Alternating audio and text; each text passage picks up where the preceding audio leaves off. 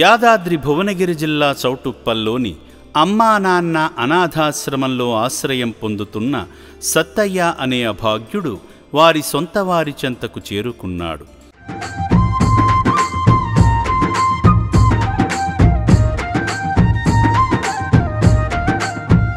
నల్గొండ జిల్లా దేవరకొండ మండలం పడమటిపల్లి గ్రామానికి చెందిన ఈ పెద్దాయన పేరు సత్తయ్య.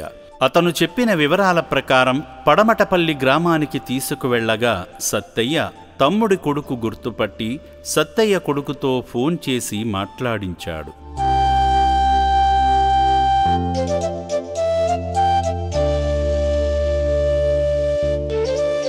ఆశ్రమ సిబ్బంది కుటుంబ సభ్యుల గుర్తింపు కార్డును పరిశీలించి సత్తయ్యను వారికి అప్పగించారు. మా పెదనాయన అవుతాడు, హ్యాండ్ ఓవర్ చేసిపోతారని సంతోషం పడుతున్నాం.